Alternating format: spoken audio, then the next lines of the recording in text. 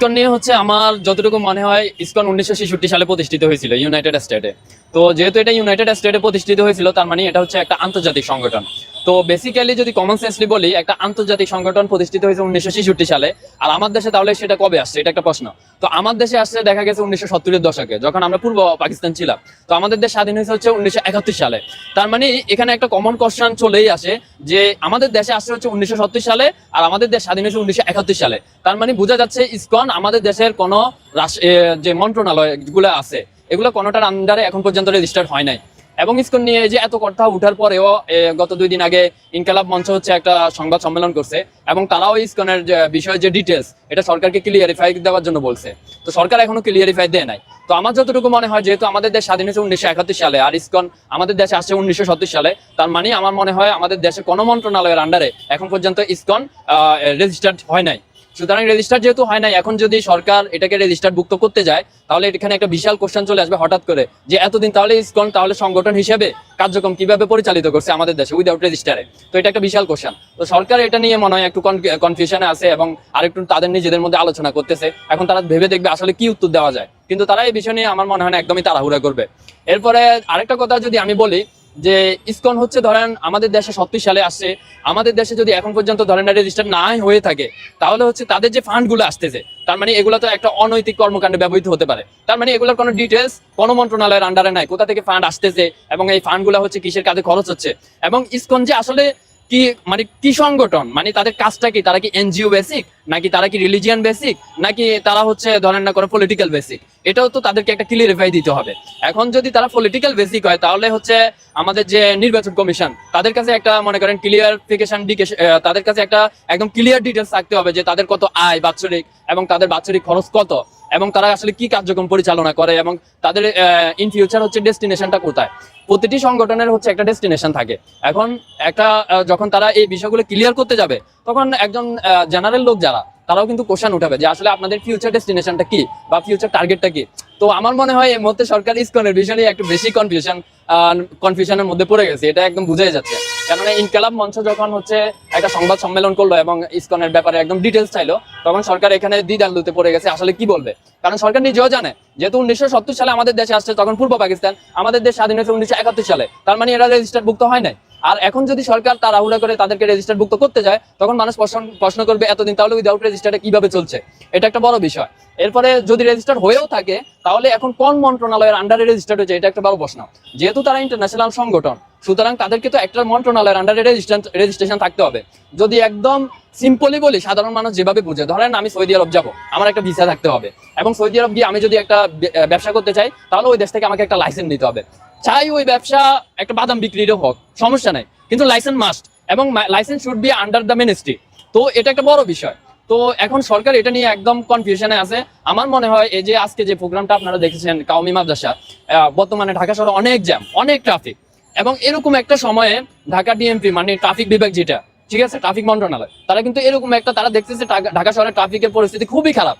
এরকম একটা পরিস্থিতিতে তারা ছুটির দিনে এরকম একটা প্রোগ্রাম করার অনুমতি না দিয়ে একদম চলমান একটি দিনে, আজকে হচ্ছে ধরেন মঙ্গলবার, একদম চলমান একটি সময়ে চলমান একটি দিনে তারা এরকম একটা প্রোগ্রাম করতে দিয়ে দিছে। এরকম একটা প্রোগ্রাম যখন হয়েছে অটোমেটিক এগুলো টপ অফ দ্য নিউজ আসছে যে এখানে একটা প্রোগ্রাম হচ্ছে, যেহেতু এটা সরোয়ার্দী উদ্যান এমনিতেই নাম করা। তো এই আমার মনে হয় ইসকনের বিষয়টাকে একটু অন্যদিকে সাইড মুভ আপ করার জন্যই আমার মনে হয় ট্রাফিক বিভাগ থেকে এটা উদ্যোগ নেওয়া হয়েছে। আসলে আমরা তো আসলে সবসময় ঘটনার সামনে থেকে দেখি, কিছু লোক আছে ঘটনার পিছন থেকে দেখে, কিন্তু কিছু লোক আছে ঘটনার পিছনে গিয়ে তারও 1 কিলোমিটার পিছনে যাবে। যেমন উদাহরণস্বরূপ যদি আমি বলি, ধরেন বাংলাদেশে একজন রাজনীতিবিদ ছিল মাওলানা সাইদি, সে আজ থেকে 20 বছর আগে বলছে যে 20 বছর পরে শেখ হাসিনা কোথায় যাবে, ঠিক 20 বছর পরে শেখ হাসিনা সেখানেই গেছে। তো বর্তমানে আমাদের যারা রাজনীতিবিদ আছে এবং আমাদের যারা বিশ্লেষক আছে তাদেরকে চিন্তা করতে হবে এইরকম ভাবে, মানে আজ থেকে 20 বছর পরে কি হবে রাজনীতিতে, আগামী দিন কি ঘটতে যাচ্ছে আমার দেশে, আগামী দিন কি হতে পারে, এটাই হচ্ছে তাদের বিশ্লেষণ করা। এখন সরকার প্রধানের দায়িত্বে যারা বসে আছে তাদের কিন্তু রাস্তায় এসে দেখার সময় নাই যে রাস্তাতে কি হচ্ছে। রাস্তাতে এসে দেখবে হচ্ছে গোয়েন্দা সংস্থা, রাস্তাতে এসে দেখবে হচ্ছে বিভিন্ন আমাদের এসবিআই, আমাদের এনবিআই, বিভিন্ন আমাদের স্পেশাল ব্রাঞ্চ আছে, রাস্তাতে এসে তারা দেখবে যে মানুষ আসলে কি করতে চাচ্ছে, মানুষ আসলে কি চাচ্ছে। এখন ধরেন এরকম একটা প্রোগ্রাম হইলো আলেম ওলামাদের, আমি অবশ্যই আলেম ওলামাদের বিরুদ্ধে বলতেছি না, কিন্তু এই প্রোগ্রামটা তো শুক্রবারও দিলেও কোনো সমস্যা ছিল না। কিন্তু এটা তারা শুক্রবারে দিত। যদি ট্রাফিক বিভাগ বলতো যে যে এখানে ট্রাফিকের অনেক সমস্যা, আপনারা এই প্রোগ্রামটা শুক্রবারে দেন, অবশ্যই তাদের যে ম্যানেজমেন্টে ছিল সে এই যৌক্তিক দাবিটা মানতে বাধ্য থাকতো। কেননা সে চিন্তা করতো আসলে তো ট্রাফিক অনেক সমস্যা, আমার লোকগুলো আসতে সমস্যা হবে, সুতরাং প্রোগ্রামটা শুক্রবারে করে দিই। কিন্তু ওনারা প্রোগ্রামটা শুক্রবারে না দিয়ে ওনারা চাইলো ধরেন আজকে মঙ্গলবারে চাইলো, ডিএমপি ট্রাফিক কোনো গবেষণা না করে মঙ্গলবারে দিয়ে দিল। তার বিনিময়ে আমরা কি দেখলাম, আমাদের যারা সমন্বয়ক আছে ধরেন তার মধ্যে ধরেন একজনের নাম যদি আমি উল্লেখ করি, রাফিয়া, সে নিজেও বলছে আজকে তার একটা ফেসবুক স্ট্যাটাস দেখলাম যে এরকম একটা ব্যস্ততম সময়ের মধ্যে এরকম একটা প্রোগ্রাম করা উচিত হয় নাই। তখন আমি তাকে কমেন্টে বলছিলাম যে এইরকম যে আসলে প্রোগ্রাম তারা করছে, দোষটা তো তাদের না, কিন্তু প্রোগ্রাম করার আগে তো তারা কোনো না কোনো মন্ত্রণালয়ের আন্ডারে একটা অনুমতি নিছে, মন্ত্রণালয় পর্যন্ত না যাক অন্ততপক্ষে তারা নির্বাহী যে মনে করেন থানা, এই থানার আন্ডার থেকে তো তারা অনুমতি নিছে নিরাপত্তার জন্য। এখন নিরাপত্তার জন্য যখন কোনো থানাতে অনুমতির জন্য গেছে, অবশ্যই সে রাস্তাতে ছিল, সে তো দেখছে ট্রাফিকের কি অবস্থা, সেই প্রোগ্রামটাকে কেন শুক্রবারে করলো না? সুতরাং আমাদেরকে সবসময় thinking about the behind the চিন, মানে হচ্ছে পিছনের গল্পে কি হইতেছে আমাদেরকে এটা চিন্তা করতে হবে, বিহাইন্ড চিনে চিন্তা করতে হবে। আসলে আমরা সামনে থেকে চিন্তা করি, ঠিক আছে? একটা প্রোগ্রাম হয়েছিল, আপনি বলেছিলেন যে তারা তাদের যে পরিষদ লেখা আছে হিন্দু, বৌদ্ধ, খ্রিস্টান পরিষদ, কিন্তু মুসলমান কেন নেই, এই জিনিসটা আপনি তুলে ধরছেন, এই বিষয়টা একটু বলেন। এটা আসলে একদমই একটা কমন কোশ্চেন, অনেকেই অনেক সময় বলছে, হয়তোবা এটা ফোকাস হয় নাই, অনেকেই বলছে, এবং হয়তোবা আমি হঠাৎ করে বলছি বা আমি রাগের মাথায় ছিলাম, হয়তোবা মানুষ এটাকে একটু বেশি অ্যাকসেপ্টিং করে নিছে বা লাইক করে নিছে। আসলে আমার ওই সময় যে মানে ভাইরাল হবো বা হ্যান ত্যান এত কিছু মাথায় ছিল না। তখন আমাদের একটা প্রোগ্রাম চলতেছিল ঢাকসু ভলান্টিয়ার, আমরা যারা বন্যাতে কাজ করছি একসাথে, ঢাকসু ভলান্টিয়ারের প্রায় 3000 লোক আমরা কাজ করছি একসাথে, আমাদের প্রোগ্রাম চলতেছিল ঢাকসুর ভিতরে।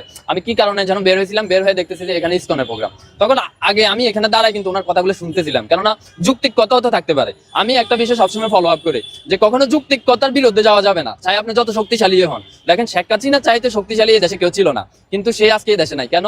কেননা সে যুক্তিক কথার বিরুদ্ধে দাঁড়াইছিল। তো আমি সবসময় মনে করি যুক্তিক কথার বিরুদ্ধে কখনো দাঁড়ানো যাবে না, যত সিম্পল বিষয় হোক। তো এসে যখন দেখলাম এই মহিলাটা বলতেছে যে এই দেশে আমরা আগে ভালো ছিলাম, এখন আমরা অনেক সমস্যাতে আছি, এখন আমরা বোধ সমস্যাতে আছি, অনেক সমস্যাতে আছি, তখন আমি তাদের সাইনবোর্ডটার দিকে আমার নজর গেল, ওখানে লেখা আছে হিন্দু, বৌদ্ধ, খ্রিস্টান ঐক্য পরিষদ। তখন আমার মেজাজটা গরম হয়ে গেছে, দেখলাম একে তো উনি উল্টা কথা বলতেছে, তার মধ্যে একটা সাইনবোর্ড নিয়ে আসছে উল্টা। তো আমি প্রশ্ন করলাম আসলে এটা তো একটা কমন সেন্স যে আপনারা হচ্ছে, আমরা হচ্ছে মেজরিটি পার্সন বাংলাদেশে, ঠিক আছে, আপনি একটা সাইনবোর্ড বানাইছেন হিন্দু, বৌদ্ধ, খ্রিস্টান ঐক্য পরিষদ, তো মেজরিটি পার্সনকে আপনি বাদ দিয়ে কিভাবে সেটা ঐক্য হয়? ঐক্য মানেই হচ্ছে একতা, ইউনিটি, রাইট? তো একতার মধ্যে আপনি যদি মেজরিটি পার্সনকে মাইনাস করে দেন তাহলে এটা কি একতা হবে?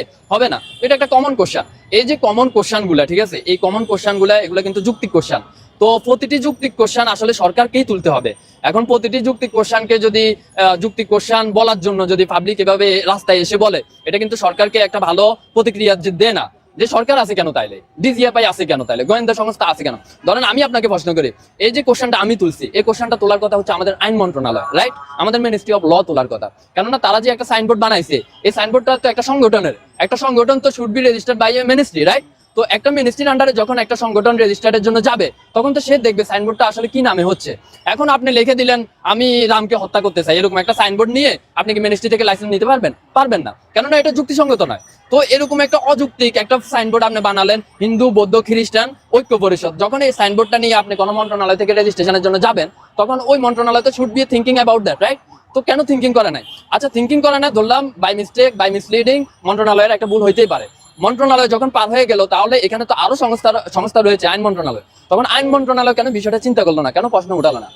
প্রতিটি যৌক্তিক দাবি আমি মনে করি জনগণের পক্ষ থেকে না, প্রতিটি যৌক্তিক দাবি উঠতে হবে বিভিন্ন মন্ত্রণালয়ের পক্ষ থেকে, সরকারের পক্ষ থেকে। কেননা যৌক্তিক দাবি যখন জনগণের পক্ষ থেকে বারবার উঠতে থাকে, তখন কিন্তু জনগণ সরকারের উপর বিরক্ত হয় যে যৌক্তিক কথা বলার জন্য যদি আমাকেই আসতে হয়, সমস্যা সমাধান করার জন্য যদি আমাকেই আসতে হয়, তাইলে আমরা আপনাকে রক্তের বিনিময়ে বসেছি কেন? তাইলে আপনার কাজটা কি? এটা একটা বড় প্রশ্ন। এই যে মনে করেন একটা বিষয় কথার সাথে সাথে আসলে অনেক কথাই চলে আসে। ধরেন এই যে আমাদের 7 কলেজ নিয়ে আমাদের ছাত্রছাত্রী অন্যান্য কলেজের ভাইরা এখন আন্দোলন করতেছে। আমি আপনাদেরকে প্রশ্ন করি, বর্তমান সময়ে সবচেয়ে আন্দোলনের বিশ্ববিদ্যালয় কোনটা বলা হয়? ঢাকা বিশ্ববিদ্যালয়। এখানে আন্দোলন লেগেই থাকে, বিভিন্ন ইস্যু নিয়ে, বিভিন্ন যৌক্তিক অযৌক্তিক ইস্যু নিয়ে, অযৌক্তিক বলবো না, বিভিন্ন যৌক্তিক ইস্যু নিয়ে আন্দোলন লেগেই থাকে। সুতরাং ঢাকা বিশ্ববিদ্যালয়ের আন্ডারে যদি আপনি বাকি 7টা কলেজকে রাখেন, তাহলে সুতরাং বোঝা যায় যে তাদের মনে করেন সেশন জটের একটা ইয়া থাকে, ঝামেলা থাকে, এবং এটা প্রুভেড, এটা হয়েছেও, ঠিক আছে? সুতরাং তাদের এই সেপারেট হইতে চাওয়া এটা কি যৌক্তিক না অযৌক্তিক?